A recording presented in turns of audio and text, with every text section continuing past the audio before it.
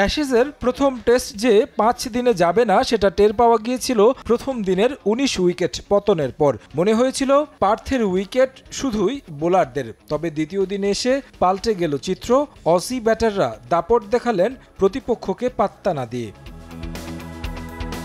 প্রথম দিন শেষে নিজেদের প্রথম ইনিংসে অজিদের স্কোর ছিল 9 উইকেটে 123 রান। দ্বিতীয় দিনে শেষ উইকেট জুটিতে যোগ করে 10 রান, 132 রানে অল আউট অস্ট্রেলিয়া।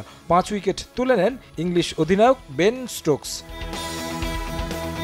74 রানে এগিয়ে থেকে দ্বিতীয় ইনিংস শুরু করে ইংল্যান্ড। তবে ব্যাটিংয়ে খুব বেশি উন্নতি হয়নি পরের ইনিংসেও। স্কোরবোর্ডে রান তোলার আগেই ফিরেন জ্যাক ক্রলি।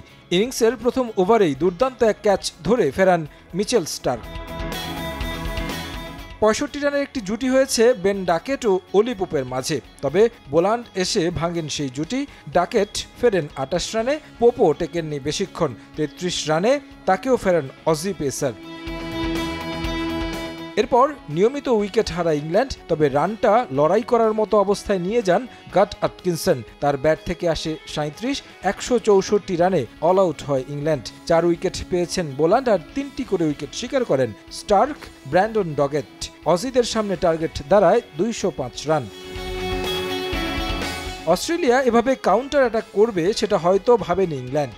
ট্রাভিস হেড একরকম তাণ্ডব চালায় ইংলিশ বোলারদের উপর। প্রথম ইনিংসে যেখানে কোনো অজি ক্রিকেটার করতে পারেননি 50, সেখানে 59 বলে সেঞ্চুরি করেছেন হেড। ম্যাচটা এক হাতে নাগালের বাইরে নিয়ে যান হেড।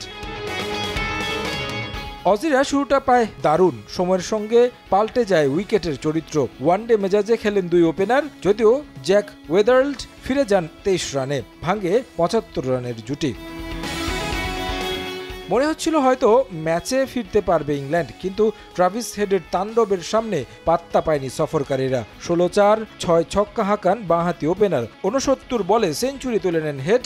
অজিরা ততক্ষণে সঙ্গ দেয়া লাবুশানে পেয়ে যান 50। তবে সেঞ্চুরি করে জয় নিয়ে মাঠ ছাড়া হয়নি ট্রাভিসের। জয় থেকে কিছুটা দূরে থাকতে আউট হয়েছেন হেড। তার ব্যাট থেকে আসে 123 রান। লাবুশান স্মিথকে নিয়ে নিরাপদে জয়ের বন্দরে নোঙর করেন অস্ট্রেলিয়াকে। 2 দিন শেষ হওয়ার আগেই অ্যাশেজের প্রথম টেস্ট 8 উইকেটে জিতল অজিরা। তারেক হাসান শিমুল, সময় সংবাদ।